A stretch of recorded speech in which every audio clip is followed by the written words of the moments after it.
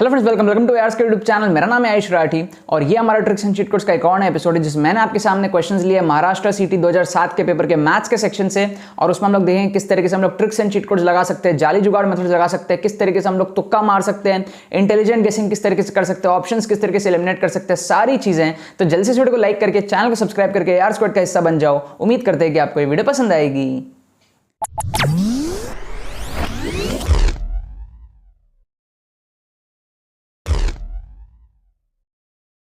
Students, क्या आपका MST सीटी में स्कोर 80, 90, 70, 100 इस रेंज में अटकता है?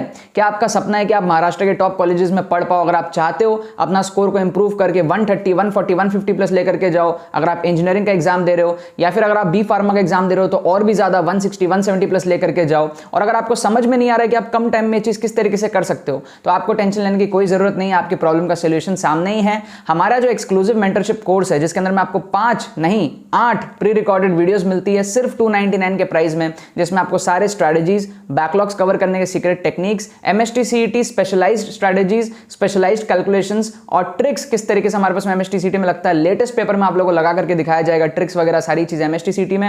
अगर आपको अपना स्कोर 40-50 मार्क्स से इंक्रीज करना है इजीली तो आप इस कोर्स के थ्रू कर सकते हो। ठीक है, इस कोर्स से पिछले साल 2021 में 1100 प्लस स्टूडेंट्स ने फायदा उठाया था। इस साल 2022 के बच्चों के लिए कोर्स और भी ज्यादा अच्छे तरीके से बना है और बहुत सारे स्टूडेंट्स ऑलरेडी इसका फायदा उठाना शुरू कर चुके हैं। अगर आप भी चाहते हो इसमें एनरोल करना, डिस्क्रिप्शन में आपको पेमेंट प्रोसेस का लिंक मिल जाएगा पेमेंट पेज का, उस पर क्लिक करके जाकर के आप पेमेंट कंप्लीट करो। विदिन 6 आवर्स आपको यार स्क्वाड की तरफ से एडमिशन ईमेल आ जाएगा। आपको डिस्क्रिप्शन में एक व्हाट्सएप लिंक भी मिलेगा, उस पर क्लिक करके आप हमारे टीम से व्हाट्सएप पे कम्युनिकेट कर सकते हो एंड उसके बाद भी आप जो है इस कोर्स को एनरोल कर सकते हो, इस कोर्स को परचेस कर सकते हो, इस बैच में जो आप बेसिकली एनरोल कर सकते हो। ठीक है, तो जितने भी सीरियस एस्पिरेंट्स हैं महाराष्ट्र सिटी 2022 में जिनका सपना है अच्छा रैंक लाना अपने स्कोर से, अगर आप सेटिस्फाइड नहीं हो so this is the right course for you. मेरे तरफ से हाईली रिकमेंडेड है। तो देखो यहाँ पर मैंने आपके सामने क्वेश्चंस लिया है महाराष्ट्र सीईटी के 2007 के पेपर में से। हम लोग मैथ्स का सेक्शन देख रहे थे। ठीक है, मैथ्स का हम लोग यहाँ पर जो है क्वेश्चंस ले रहे हैं, उसमें ट्रिक्स देख रहे हैं हम लोग। इसके पहले हम लोग फिजिक्स देख चुके थे, फिजिक्स में 32 क्वेश्चंस देख लिए थे इसी पेपर के फिजिक्स के सेक्शन से। केमिस्ट्री के हम लोग 20 क्वेश्चन देख लिए थे इसी पेपर से। और मैथ्स के हम लोग ऑलरेडी एक एपिसोड इसके पहले देख चुके हैं और ये हमारा दूसरा एपिसोड है। मैथ्स में बहुत सारे एपिसोड्स हमारे पास में आने वाले हैं। ठीक है, तो आप लोगों को समझ में आ रहा होगा बहुत सारे क्वेश्चंस में हमारे पास में ट्रिक्स लगता है। 2007 देखेंगे, फिर 8 देखेंगे, 9 देखेंगे। इस तरीके से हम लोग जो है सारे ईयर्स को जो है कंप्लीट करने वाले हैं। 2007 से हमने शुरुआत करी है। यहाँ पे ये जो वीडियोस बन रही है ये एमएसटी सीटी 2022 वाले बच्चों के लिए बन रही है। डिस्क्रिप्शन में आपको प्लेलिस्ट का लिंक मिल जाएगा ताकि आप जाकर के बाकी एपिसोड जो है देख पाओ। ट्रिक्स की ओरिजिनल प्लेलिस्ट है, उसका लिंक आपको डिस्क्रिप्शन में मिल जाएगा। और एमएसटी सीईटी के जो वीडियोस है उसको अलग से सेग्रीगेट किया हुआ है, उसका भी लिंक आपको जो है डिस्क्रिप्शन में मिल जाएगा। ठीक है, इन ट्रिक्स को आपको तब अप्लाई करना है जब आप एक्चुअल तरीके से क्वेश्चन को सॉल्व नहीं कर पा रहे हो, आपको तुक्का लगाना है। एमएसटी सीईटी में नेगेटिव मार्किंग भी नहीं है, तो आपको अगर तुक्का लगाने के मेथड सीखने हैं या फिर जुगाड़ तरीके सीखने हैं क्वेश्चंस को सॉल्व करने के लिए, तब ये आपके लिए बहुत ज़्यादा हेल्पफुल वीडियो है। सिर्फ 4 क्वेश्चन में ट्रिक नहीं लगता है, बहुत सारे क्वेश्चंस में ट्रिक लगता है। मैं हर वीडियो में जो है 4 क्वेश्चन लेकर के आता हूँ और फिर आप लोगों को सॉल्व करके दिखाता हूँ। ठीक है ना। अब यहाँ पर आप देखो सबसे पहला जो क्वेश्चन है आपको बोल रहा है equation of the line touching both the parabolas y² = 4x and x² = -32y। तो इसमें हम क्या करेंगे, अपना डायग्राम अप्रोच लगाएंगे। क्या होता है हमारा डायग्राम अप्रोच, जिसमें हम डायग्राम बना के क्वेश्चन को सॉल्व करते हैं। तो इसमें हमारा क्या लगेगा, डायग्राम अप्रोच। ठीक है, सो इसमें हम क्या करेंगे, y² = 4x का हम एक रफ डायग्राम बना लेंगे। सो हमको पता है y² = 4x एक इस टाइप का पैराबोला होता है। फिर x² = -32y हमको पता है नीचे की तरफ हो जाएगा डाउनवर्ड ओपनिंग, ये इस तरीके का पैराबोला हो जाएगा। तो ये हो गया y² = 4x और ये वाला हो गया x² = -32y। हमने एक रफ डायग्राम बनाया है, एग्जैक्ट डायग्राम हमने नहीं बनाया है यहाँ पे। अब आप एक बात बताओ, ऐसा कौन सा टेंजेंट है जो इन दोनों पे टेंजेंट होगा? भाई ऐसा होगा ना, एक इस तरीके का कोई लाइन होगा, है ना, सिंपल सा है। कोई क्लास 5 का बच्चा भी बोल देगा कि भैया इस तरीके का कोई लाइन होगा जो कि इन दोनों में टेंजेंट हो सकता है। ठीक है, आप में से कुछ बच्चे हो जिनको ये बनाना भी नहीं आता। y² = 4x इस तरीके का होता है, नहीं पता। x² = -32y इस तरीके का होता है, नहीं पता। तो फिर बहुत गड़बड़ वाली बात है। ठीक है, मैं आपको अभी छोटे से मैं समझा देता हूँ। ऐसा हुआ ना तो y² = 4ax टाइप का होता है। ठीक है, अगर इस तरफ हुआ ना तो y² = -4x टाइप का होता है। ठीक है, ऐसे ऊपर हुआ ना तो x² = 4ay टाइप का होता है और ऐसा नीचे हुआ ना तो x² = -4ay टाइप का होता है। अब तो कोई दिक्कत नहीं है ना। तो ये हमारा x² = -4ay टाइप का नीचे आ गया और ये y² = 4x टाइप का इस टाइप का इधर आ गया। तो टेंजेंट हमारा कॉमन इस तरीके का बन जाएगा। अब बस खत्म हो गया। इस लाइन की दो खास बात है, क्या? इसका स्लोप जो है, स्लोप वो क्या है? पॉजिटिव है, और इसका जो y इंटरसेप्ट है, y इंटरसेप्ट वो भी पॉजिटिव है ना? तो हमारा ये जो बेसिकली जो इक्वेशन बनता है स्ट्रेट लाइन का, वो क्या बनता है? y equal to mx plus C format में, y equal to mx plus C format में बनता है। तो हमें एक ऐसा इक्वेशन चाहिए जिसका m भी पॉजिटिव हो और c भी पॉजिटिव हो, ठीक है? अगर आप पहला दोनों ऑप्शन देखोगे तो आप देखोगे स्लोप नेगेटिव आ रहा है। क्यों? क्योंकि जब आप y equal to mx plus C form में कन्वर्ट करोगे तो माइनस एक्स हो जाएगा। समझ रहे हो आप बात? x और इसको x को इधर लेके जाओगे, है ना, 2 से डिवाइड करोगे तो माइनस में आएगा, यहाँ पर भी सेम नेगेटिव में आएगा। तो ये दो ऑप्शन आपके एलिमिनेट हो गए। समझ रहे हो बात आप?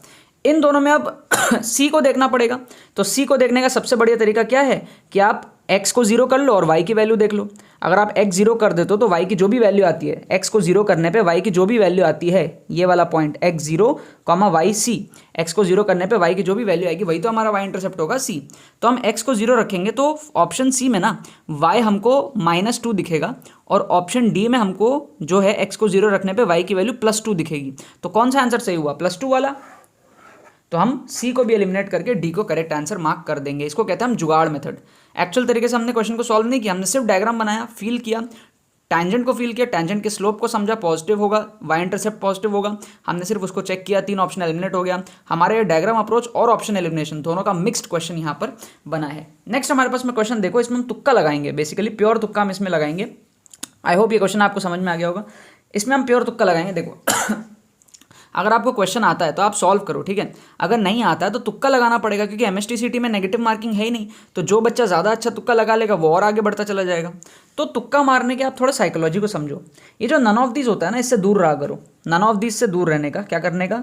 नन ऑफ दीज, इससे दूर रहने का, और ऑल ऑफ दीज, इसका चुम्मा लेने का, इसका चुम्मा लेने का, इससे पास रहने का। तो नन ऑफ दीज हमारे पास में, तो उससे हम लोग दूर रहेंगे।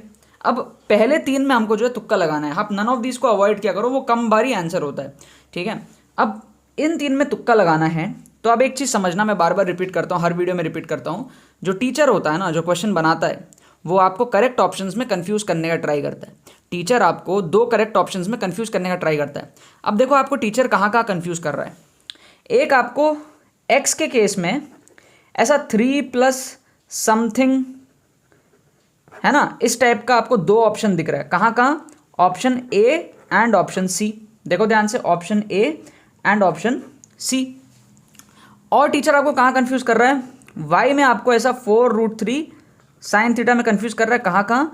Option A and option B. समझ रहे हो आप बात? तो वाई में आपको यहाँ और यहाँ कंफ्यूज कर रहा है। सो देखो टीचर को आंसर पता होता है, जो टीचर क्वेश्चन बनाता है ना उसको आंसर पता होता है, तो वो सिमिलर टाइप के 2-3 ऑप्शंस डालता है ताकि आप कंफ्यूज हो जाओ। तो उसने 4√3 साइन थीटा के 2 ऑप्शंस डाले, तो इसका मतलब ये है कि 4√3 साइन थीटा करेक्ट आंसर है, तभी वो कंफ्यूज कर रहा है ना हमको उन दोनों ऑप्शंस में। और उसने 3 प्लस समथिंग कॉस थीटा के फॉर्मेट में 2 ऑप्शंस डाले, इसका मतलब 3 प्लस समथिंग कॉस थीटा भी आंसर में है।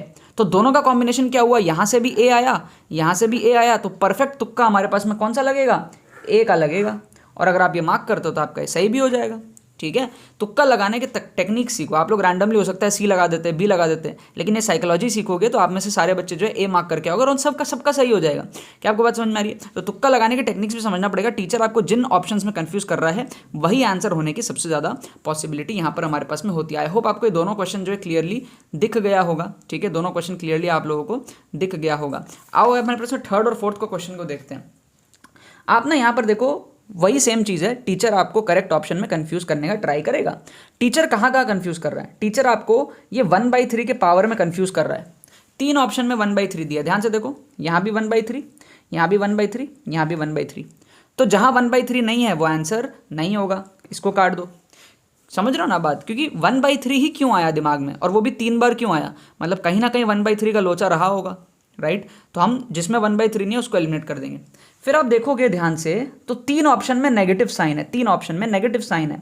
एक ऑप्शन बी में, एक ऑप्शन सी में, और एक ऑप्शन डी में। सिर्फ एक ऑप्शन में पॉजिटिव है। तो इसका मतलब टीचर आपको 3 नेगेटिव में कंफ्यूज करा रहा है, मतलब कहीं ना कहीं नेगेटिव आंसर में रहा होगा। तो हम लोग क्या करेंगे? नेगेटिव वाले को एलिमिनेट करेंगे। बचा क्या हमारे पास में? बी एंड सी। इसमें आप क्या करोगे? तुक्का लगा लेना यार। ठीक है, इसमें आप क्या करना, तुक्का लगा लेना। ठीक है, तो इसका हमारे पास में करेक्ट आंसर जहाँ तक है बी दिया हुआ था। जो आंसर की मैं आंसर दिया हुआ था, मैंने सॉल्व करके देखा नहीं है, जहाँ तक है बी दिया हुआ था हमारे पास में। ठीक है ना, इसका आंसर हमारे पास बी दिया हुआ था। ओके, नेक्स्ट हमारे पास में लास्ट क्वेश्चन देखो, इसमें हम अगर तुक्का लगाएंगे, सोचना ध्यान से। टीचर आपको करेक्ट ऑप्शंस में कंफ्यूज करने का ट्राई करता है। सबसे पहले तो आप ये सोचो, जो भी क्वेश्चन है भाड़ में जाए, क्वेश्चन इतना पढ़े लिखे होते तो सॉल्व कर लेते ना। अब इसका ये मतलब नहीं है कि मैं पढ़ाई का मजाक उड़ा रहा हूँ, ठीक है, पढ़ना है, नहीं हो तब इस टाइप का एटीट्यूड रख के आपको क्वेश्चन में जुगाड़ लगा के सॉल्व करना है। अब मान लो कि आंसर सी करेक्ट है, suppose answer C is correct, तो अगर आंसर सी करेक्ट होगा तो बी भी करेक्ट होगा। समझो, अगर सी करेक्ट होगा तो बी भी करेक्ट होगा। क्या आपको बात समझ में आ रही है? क्योंकि इसमें भी डी इक्वल टू ए और इसमें भी D equal to A contain कर रहा है, तो इसका मतलब सी करेक्ट हो ही नहीं सकता, बिकॉज ये मल्टी करेक्ट क्वेश्चन है ही नहीं, तो सिंगल करेक्ट है ना, तो इसका मतलब सी हो ही नहीं सकता, क्योंकि सी होता तो फिर मल्टी करेक्ट बन जाता ये और फिर इनवैलिड हो जाता, क्योंकि single correct type of question है। तो सी को हमने ऐसे एलिमिनेट कर दिया। क्या आपको बात समझ में आया? फिर थोड़ा थोड़ा ए बी का भी वही लोचा है, आप थोड़ा सा फील करो, ए बी का भी थोड़ा थोड़ा वही लोचा आपको आएगा, बट ठीक है, ए बी को एकदम परफेक्टली हम मैथमेटिकली नहीं बोल सकते उस तरीके से जैसे हमने सी को एलिमिनेट किया। बट आप ध्यान से देखो कि आपको दो option D equal to minus है, डी इक्वल मतलब सिमिलर काइंड ऑफ दो ऑप्शन दिया है, ये और ये सिमिलर काइंड ऑफ ऑप्शन है ना, D equal to A, D equal to minus है। तो टीचर आपको कहीं ना कहीं कंफ्यूज कर रहा है कि भैया तुम पता लगाओ, या तो इक्वल टू ए है या तो माइनस ए है, इक्वल टू, समझ गए? तो टीचर आपको स्पेसिफिकली ए और बी में कंफ्यूज करने का ट्राई कर रहा है। सी को तो हम पहले ही घर भेज चुके हैं, अब ए और बी में कंफ्यूज कर रहा है टीचर, तो हम थोड़ा सा डी को भी साइड करेंगे, ए और बी में से जो है तुक्का लगा लेंगे। तो क्या करेंगे हम लोग, ए एंड बी में से तुक्का लगा लेंगे। ठीक है, हमेशा आपको इस तरीके से तुक्का लगाना चाहिए जब आपकी प्रोबेबिलिटी सही होने की बढ़ जाए। यहाँ पर हम तुक्का एकदम एग्जैक्ट लगाए, यहाँ पर एकदम एग्जैक्ट लगाए, ठीक है ना। फिर हम यहाँ पर जो है दो में से एक लगाना था, 50% प्रोबेबिलिटी बी सही था, और यहाँ पर हमारे पास में ए सही है। इसका अगर आप ए मार्क करोगे तो आपका ये सही है। इन चारों क्वेश्चंस को मैंने सॉल्व करके नहीं देखा है, सो आई डोंट नो कि इसके एग्जैक्ट आंसर्स यही है या कोई और है, आई डोंट नो। मैं सिर्फ आंसर की देख करके ये वीडियो बनाता हूँ ट्रिक्स एंड चीट कोड्स की। तो आप लोग एक्चुअल तरीके से सॉल्व करके पूरा वेरीफाई कर लेना कि भाई ये जो गिवन आंसर्स मैंने बताया, इसके बी इसके ए, ये सही है कि नहीं। ठीक है, बाकी ये वाला तो 100% कन्फर्म ही है, ये वाला भी आप लोग जो है चेक कर लेना, मतलब अपने लेवल पे आप लोग क्वेश्चंस भी सॉल्व कर लिया करो, PYQs वगैरह जो है सॉल्व कर लिया करो। ठीक है ना, तो ये चीज़ें आपको समझ में आई। पिछले एपिसोड में हमने 4 क्वेश्चन देखा था मैथ्स के, इस एपिसोड में हमने और 4 क्वेश्चन देखे, टोटल 8 क्वेश्चन हो चुके हैं। 32 फिजिक्स में देख चुके, 20 केमिस्ट्री में देख चुके। अभी पिक्चर मेरे दोस्त बहुत ज़्यादा बाकी है, अभी और भी बहुत सारे एपिसोड्स आने वाले हैं। ठीक है ना, बाकी तो बस यही बात है। तो यार आई होप आपको वीडियो पसंद आएगी, आपने इस वीडियो से कुछ सीखा होगा। अगर आपको ये वीडियो पसंद है तो लाइक करना मत भूलना और शेयर करना मत भूलना बाकी सारे फ्रेंड्स के साथ में, ताकि वो भी इस प्लेटफॉर्म का मजा उठा सके। बाकी तो बस बहुत बहुत धन्यवाद मेरे साथ वीडियो में जुड़ने के लिए, बने रहिए यार।